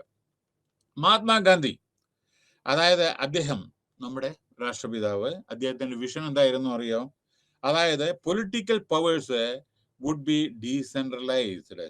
ഓക്കെ, ഒന്ന് ഈച്ച്, അത് ചെയ്യുന്ന ഇപ്പൊ പറഞ്ഞല്ലോ നമ്മള്. അയാളുടെ സ്വപ്നമായിരുന്നു അദ്ദേഹത്തിന്റെ കേട്ടോ, അയാൾ പറഞ്ഞ അദ്ദേഹമാണ് വളരെ റെസ്പെക്റ്റോട് നമ്മുടെ രാഷ്ട്രപിതാവാണ്. പിന്നെ each village would be self reliant. മഹാത്മാഗാന്ധിയുടെ വിഷനാണ് നമ്മുടെ India is lies in villages. അപ്പൊ നമ്മുടെ ഓരോ വില്ലേജിന്റെയും പുരോഗതി അത്യാവശ്യമാണ്. സെൽഫ് റിലയന്റ് ആവണം നമ്മുടെ വില്ലേജസ്. മനസ്സിലായില്ലേ? പിന്നെ state shall take steps to organise village panchayat, അത് പറഞ്ഞു കഴിഞ്ഞല്ലോ. ഓക്കെ, സ്റ്റേറ്റ് ആണ് ഈ പഞ്ചായത്ത് ഇലക്ഷൻ നടത്തുന്നത് സ്റ്റേറ്റ് ആണ് കേട്ടോ. നമ്മുടെ ഇലക്ഷൻ കമ്മീഷനല്ല, മറ്റേ സ്റ്റേറ്റ് ഇലക്ഷൻ കമ്മീഷനാണ് പഞ്ചായത്തിന്റെ 5 കൊല്ലം കൂടുമ്പോൾ എല്ലാം ഇത് ചെയ്യുന്നത് കേട്ടോ. എലക്ട് ചെയ്യുന്നത് 5 കൊല്ലത്തിനാണ് പഞ്ചായത്തില്, മുനിസിപ്പാലിറ്റിയിലും. അത് പറയാം അടുത്ത്. ഈ എവോൾവിംഗ് പാർട്ടിസിപ്പേറ്ററി കാര്യം പറഞ്ഞു. ഞാൻ സ്ട്രെങ്തനിങ് ബിറ്റ്വീൻ പബ്ലിക്. ഇനി പറയാനുള്ളത് പഞ്ചായത്ത് രാജ് സിസ്റ്റത്തിന് PRS and other bodies functioning grass root. ഇത് ഒന്ന് ആദ്യം പറയട്ടെ, എന്നിട്ട് ഞാൻ പറയാം. അപ്പൊ ഇന്നോവേറ്റീവ് മെഷേഴ്സ് ടു ഇംപ്രൂവ് അതൊക്കെ പറഞ്ഞു ഞാൻ. കപ്പാസിറ്റി ബിൽഡിംഗ്, ഓരോരുത്തരുടെ കപ്പാസിറ്റി, അതേമാതിരി ഗ്രാസ് റൂട്ട് ലെവൽ. ഇനി ഞാനൊന്ന് പറയട്ടെ. ബൽവന്ത് റായ് കമ്മിറ്റി ആണ് നമ്മുടെ. ആരാണ് ബൽവന്ത് റായ്? അദ്ദേഹം നമ്മുടെ ശരിക്കൊരു പാർലമെന്റേറിയനായിരുന്നു. Government of India 16/1/1957 16/1/1957 Balwant Rai എന്ന് പറഞ്ഞ പാർലമെന്റേറിയൻ, ഓക്കെ, പഞ്ചായത്ത് ആളാണ്. അദ്ദേഹത്തിന്റെ ഒരു ചെയർമാനായിട്ട് ഒരു കമ്മിറ്റി സെറ്റപ്പ് ചെയ്തു. Originally appointed by the government of India. Okay, ഇതിന് community development to examine the working of community development program. അങ്ങനെ ബൽവന്ത് റായ് മേത്ത, ഓർമ്മിക്കണേ, ഹി വാസ് എ പാർലമെന്ററി. ആ സമയത്താണ് ഇയാളെ ചെയ്തത്, അസൈൻ ചെയ്തത്. അങ്ങനെ അദ്ദേഹം ഒരു റിപ്പോർട്ടും അതേ പ്രകാരം കൊടുത്തു. എങ്ങനെ നമ്മുടെ കമ്മ്യൂണിറ്റി ഡെവലപ്മെന്റ് എങ്ങനെ ചെയ്യണം, അതേമാതിരി അതാണ് പഞ്ചായത്ത് രാജ് സിസ്റ്റം. അങ്ങനെ അദ്ദേഹത്തിന് പിന്നീട് father of panchayat Raj system എന്നറിയപ്പെടുന്നു. പിതാവ് ആരെ? Balwant Rai. Balwant Rai Mehta is the father of panchayat Raj system. ശ്രദ്ധിക്കുക. ഓക്കെ, പിന്നെ പിന്നെ അടുത്തത് 73-74 ഭരണഘടന. ഓക്കെ, ഭരണഘടന അത് എന്താണെന്ന് അറിയോ? ഇതില് 73 നമ്മുടെ ലോക്കൽ പഞ്ചായത്ത് രാജ് സിസ്റ്റത്തിനാണ്. 74 അമെന്റ്മെന്റ് എന്ന് പറയുന്നത് മുനിസിപ്പാലിറ്റിയാണ്. ടൗണിലാണ് മുനിസിപ്പാലിറ്റി, ഗ്രാമങ്ങളിലാണ് പഞ്ചായത്ത്, സിറ്റിയിലാണ് കോർപ്പറേഷൻ. മുനിസിപ്പാലിറ്റിയും കോർപ്പറേഷനാണ് ഇത്. ഏത്? നമ്മുടെ 74ാമത്തെ അമെന്റ്മെന്റ്. മുനിസിപ്പാലിറ്റിയിലെ പ്രസിഡന്റ് ഉണ്ടാവും, അതേമാതിരി അതും ഇലക്ഷൻ 5 കൊല്ലത്തിനാണ്. നമ്മുടെ സിറ്റിയിലെ മേയറാണ്, അതും 5 കൊല്ലത്തിനാണ്. ഓരോരോ വാർഡ് മെമ്പേഴ്സ് ഉണ്ടാവും, അതും 5 കൊല്ലത്തിനാണ്. ചിലപ്പോൾ അതിൻ്റെ ഇടയിൽ മുമ്പ് ഇലക്ഷൻ നടക്കാൻ കാരണം മെജോറിറ്റി ഇല്ല എന്നുണ്ടെങ്കിൽ കേട്ടോ, അതുണ്ട്. അപ്പോ ഇതിലൊരു പ്രധാനപ്പെട്ട ഒരു കാര്യം, ഇതൊക്കെ നമ്മുടെ ഇത് ട്രാൻസ്ഫോം ചെയ്യാൻ വേണ്ടിയിട്ടാണ്. പിന്നെ അതായത് ചിലത് മാൻഡേറ്ററി, ഇത്ര അധികം പോപ്പുലേഷൻ ഉണ്ടെങ്കിൽ 3 ടയർ വേണം. 3 ടയർ പറഞ്ഞാൽ ഗ്രാമപഞ്ചായത്ത്, ബ്ലോക്ക് പഞ്ചായത്ത്, ഡിസ്ട്രിക്ട് പഞ്ചായത്ത്, അതാണ് 3 ടയർ. പിന്നെ വേറൊന്ന് സ്റ്റേറ്റ്, യൂണിയൻ, സെൻട്രൽ. അതായത് യൂണിയൻ പറഞ്ഞാൽ central, state and this local self government. അതാണ് 3 ടയർ. പിന്നെ ഇതിലെന്താണെന്ന് വെച്ചാൽ ഇത്ര ആള് ജനസംഖ്യ ഉണ്ടെങ്കിൽ ഇത്ര അല്ലെങ്കിൽ മുനിസിപ്പാലിറ്റിയോ അല്ലെങ്കിൽ കോർപ്പറേഷനോ ആവണമെന്നുണ്ട്. പിന്നെ വേറൊന്ന് റെഗുലർ ഇന്റർവൽ 5 years അത് പറഞ്ഞു കഴിഞ്ഞു. പിന്നെ ഇതില് റിസർവേഷൻ ഉണ്ട്, SC-ക്ക് ഉണ്ട്, ST-ക്ക് ഉണ്ട്. പിന്നെ വേറൊരു കാര്യം, സ്ത്രീകൾക്ക് വുമൺ പഞ്ചായത്ത് അവർക്ക് റിസർവേഷൻ ഉണ്ട്. ഇവിടെ കേരള 50% പഞ്ചായത്ത് രാജ് സിസ്റ്റത്തിൽ സ്ത്രീകളാണ്. പിന്നെ പിന്നെ അവരാണ് പിന്നീട് അത് കഴിഞ്ഞിട്ട് അതിൽ ഓരോരോ ഇലക്ഷൻ കഴിഞ്ഞിട്ടാണ് അത് കഴിഞ്ഞിട്ട് പ്രസിഡന്റും ചെയർമാനൊക്കെ അവർ സെലക്ട് ചെയ്യണം, കമ്മിറ്റി കേട്ടോ. ആരാണ് മെജോറിറ്റി, ഏത് പാർട്ടിക്കാണ് മെജോറിറ്റി, അങ്ങനെ പ്രസിഡന്റ് ആവും. പിന്നെ വേറൊരു കാര്യം, സ്റ്റേറ്റ് ഇലക്ഷൻ കമ്മീഷനാണ് ഇത് കണ്ടക്ട് ചെയ്യുന്നത്. ഏത്? ഈ 73-74ാമത്തെ അമെന്റ്മെന്റ് പ്രകാരം കണ്ടക്ട് ചെയ്യുന്നത് മുനിസിപ്പാലിറ്റിയുടെയും പഞ്ചായത്ത് രാജ് സിസ്റ്റത്തിന്റെയും കോർപ്പറേഷന്റെയും ഈ ഇലക്ഷൻ കണ്ടക്ട് ചെയ്യുന്നത് സ്റ്റേറ്റ് ഇലക്ഷൻ കമ്മീഷനാണ്. പിന്നെ പവേഴ്സ് കൊടുക്കുന്നത് പിന്നെ ഗ്രാമസഭ പറഞ്ഞ കൊച്ചു ഇത് 4, 5, 6 ഗ്രാമസഭ കൂടിയതാണ് ഒരു ഗ്രാമപഞ്ചായത്ത്. 4, 5 ഗ്രാമപഞ്ചായത്ത് കൂടിയതാണ് ഒരു ബ്ലോക്ക് പഞ്ചായത്ത്. 3, 4 ബ്ലോക്ക് പഞ്ചായത്ത് കൂടിയതാണ് ഒരു ഡിസ്ട്രിക്ട് പഞ്ചായത്ത്, അതായത് ജില്ലാ പഞ്ചായത്ത്. ഓക്കെ, ചിലപ്പോൾ അങ്ങോട്ടും ഇങ്ങോട്ടും വരും കേട്ടോ ഓരോന്ന്. ഓക്കെ, പിന്നെ നമ്മുടെ പിന്നെ ഫങ്ഷനിങ്ങിനെ പറ്റിയിട്ടാണ് 11th ഷെഡ്യൂൾ. വേറൊരു കാര്യം, ബാക്കിയെല്ലാം ഞാൻ പറഞ്ഞു കഴിഞ്ഞു. ഈ 11th schedule of the Indian കോൺസ്റ്റിറ്റ്യൂഷനിലെ നമ്മുടെ പഞ്ചായത്ത് രാജ് സിസ്റ്റത്തിന് 29 സബ്ജക്റ്റില് അധികാരം കൊടുത്തിട്ടുണ്ട്. നമ്മുടെ വീട്ടു നികുതി,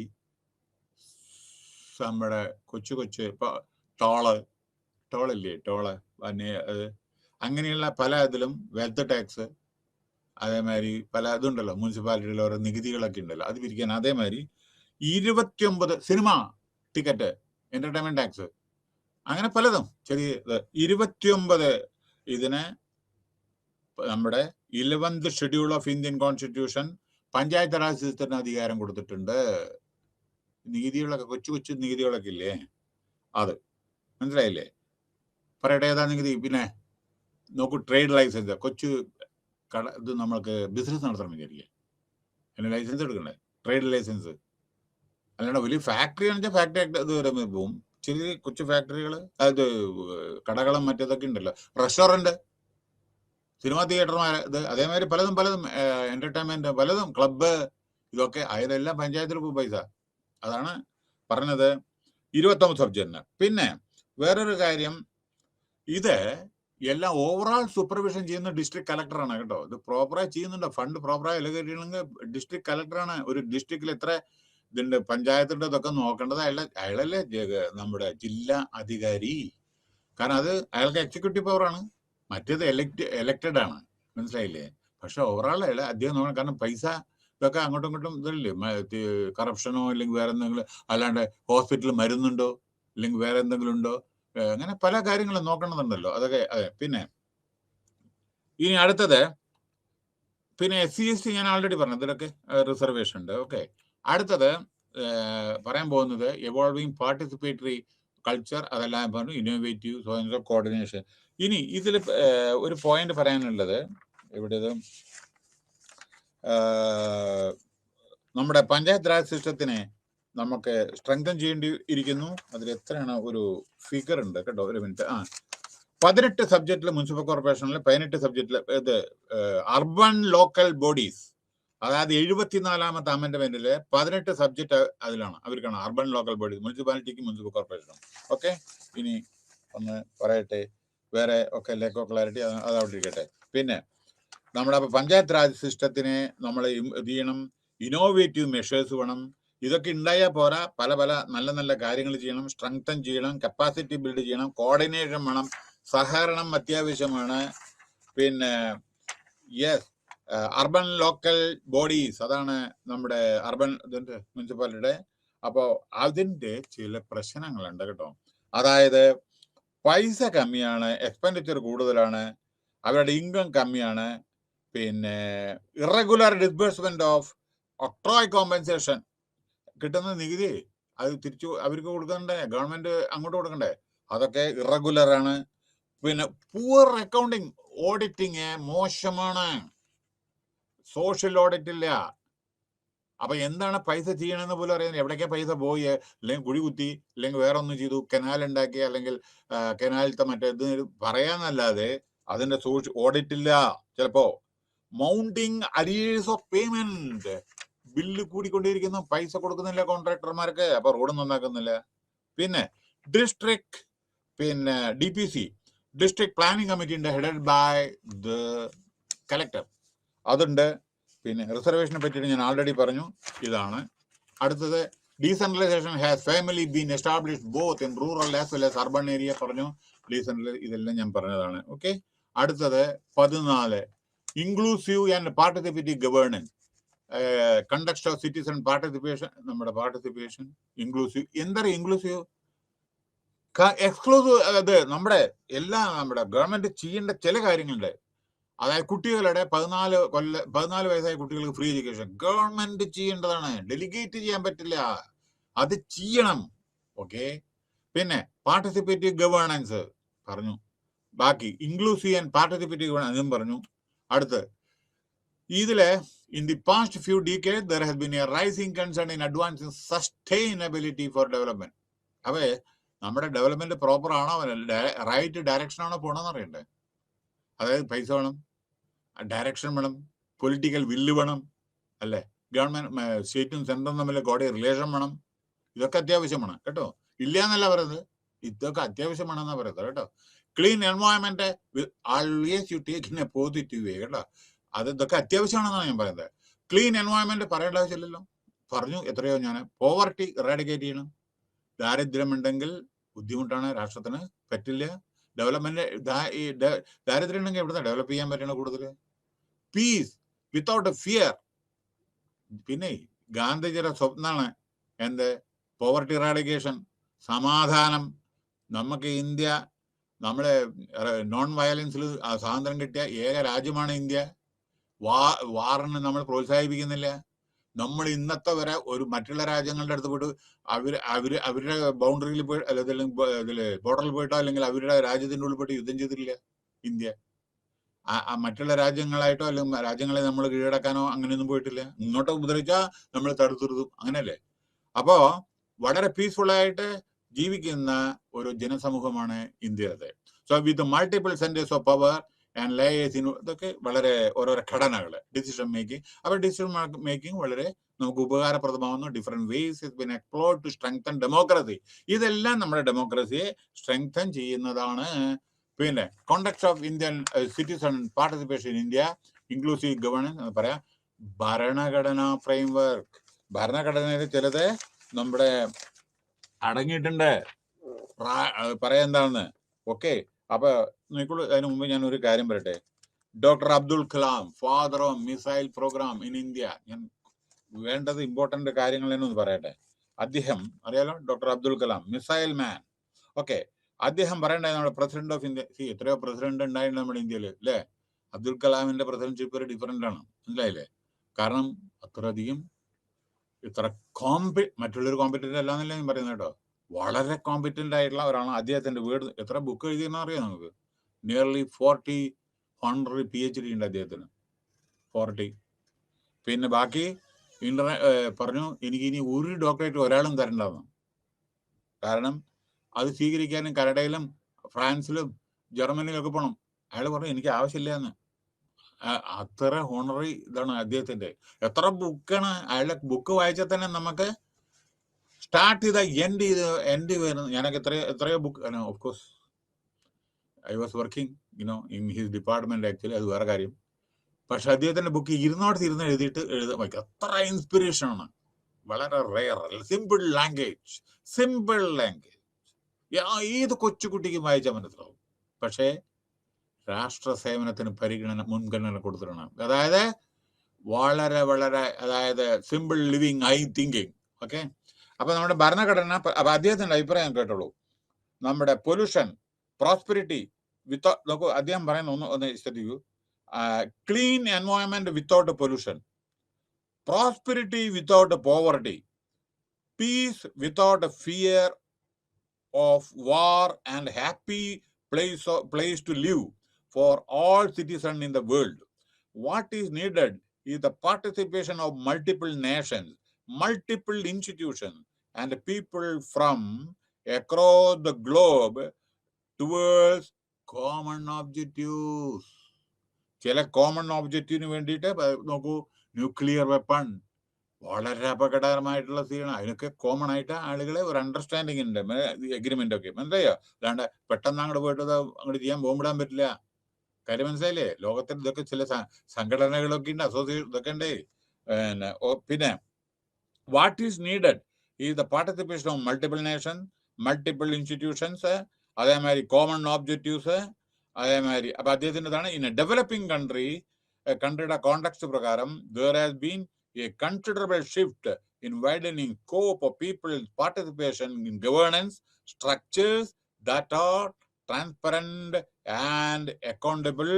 Specifically, these shifts, okay,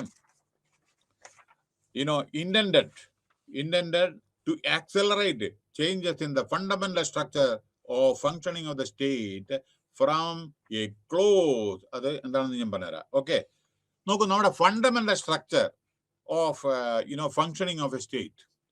അതായത് പണ്ട് ഒരു ക്ലോസ്ഡ് ആയിരുന്നു, നേരോ മൈൻഡഡ് ആയിട്ടുള്ള കുറെ, ആർക്കും മറ്റുള്ളവർക്ക് അറിയാൻ സാധിക്കുമായിരുന്നില്ല.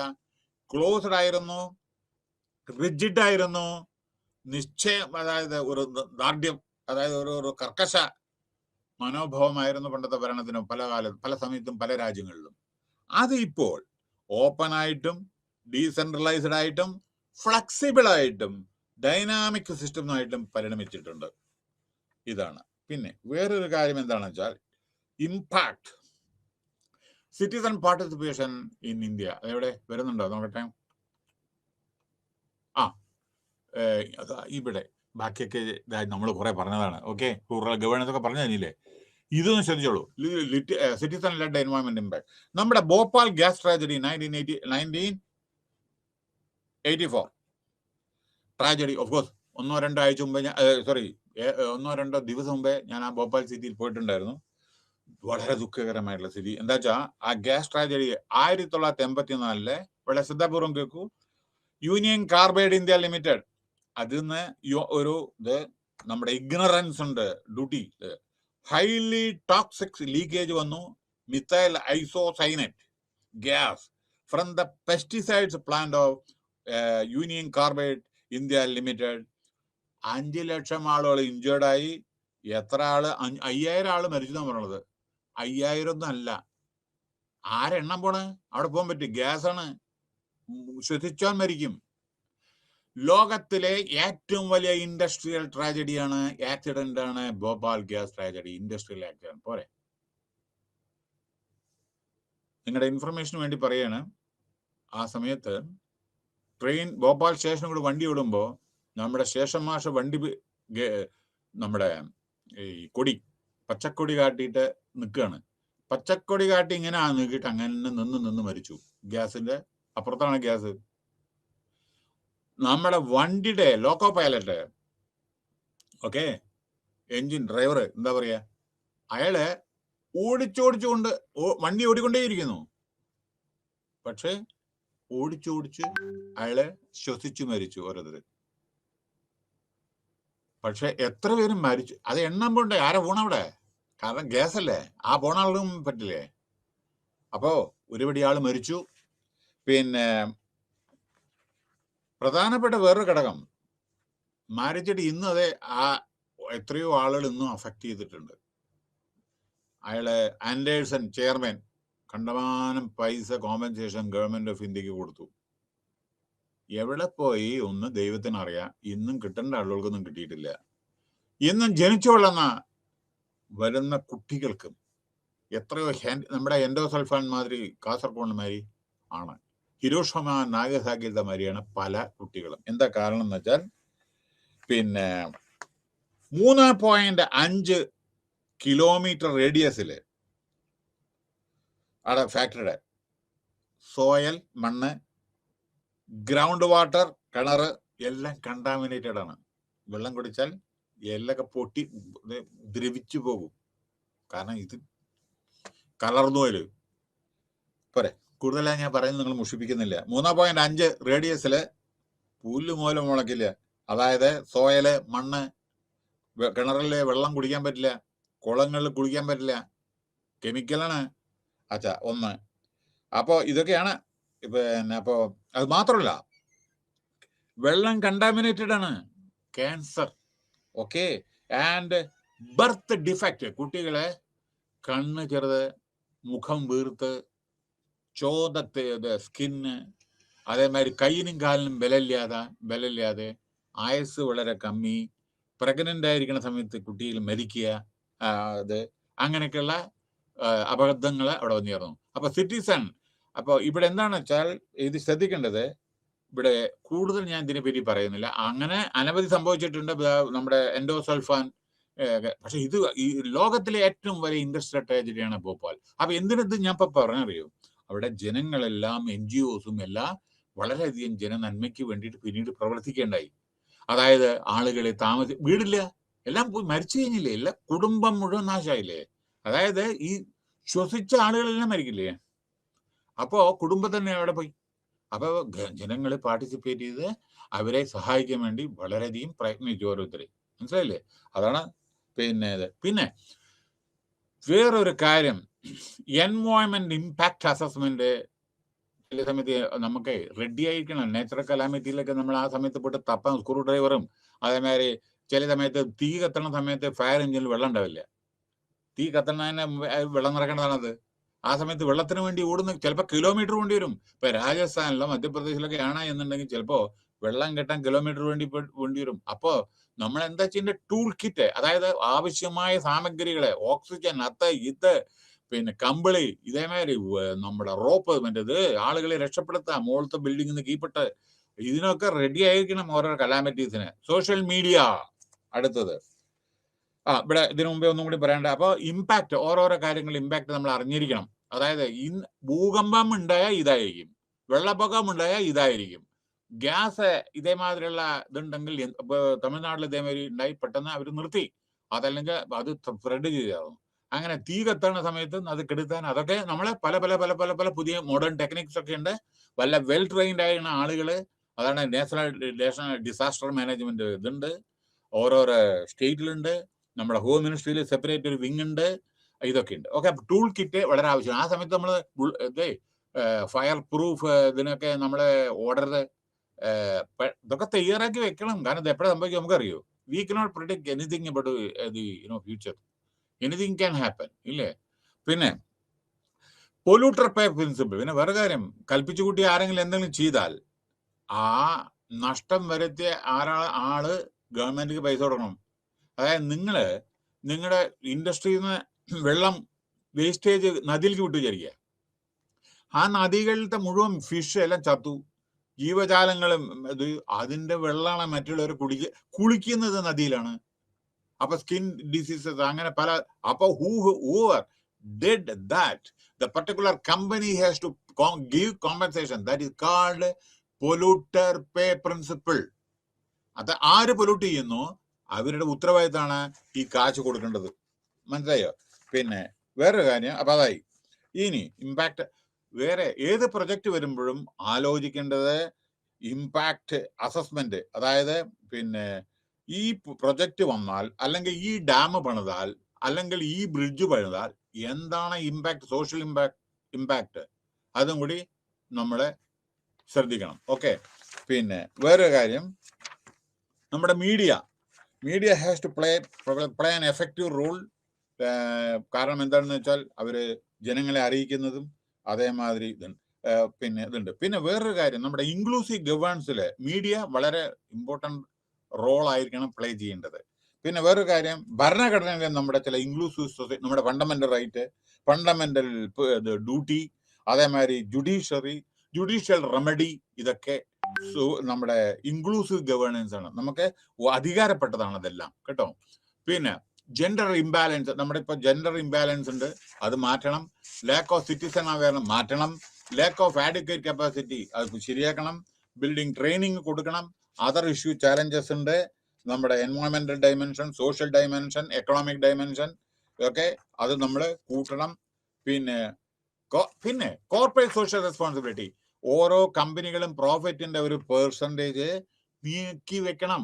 അത് നമ്മുടെ ജനങ്ങളുടെ നന്മയ്ക്ക് വേണ്ടി മരങ്ങൾ വെച്ച് പിടിപ്പിക്കുക, പാർക്ക്, നമ്മുടെ കുട്ടികളുടെ സ്കൂള്, അതേമാതിരി പല പല നല്ല എഞ്ചിനീയറിങ്ങിനോ വേറെ എന്തെങ്കിലും സ്കോളർഷിപ്പോ, ഇതൊക്കെ സമൂഹ സേവനം.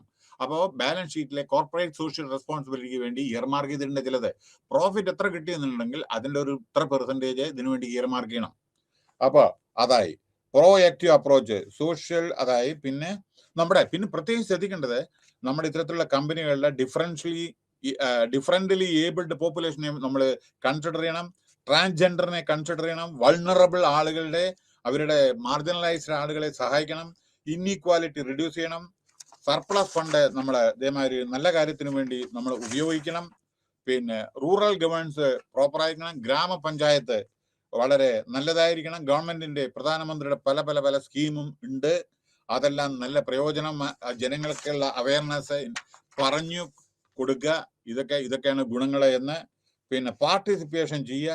പിന്നെ നമ്മുടെ സോഷ്യൽ മാപ്പിംഗ് വേണം, അതായത് ഭൂപടം, പിന്നെ കമ്മ്യൂണിറ്റി സ്കോർ, അതേമാതിരി ഇതും വേണം.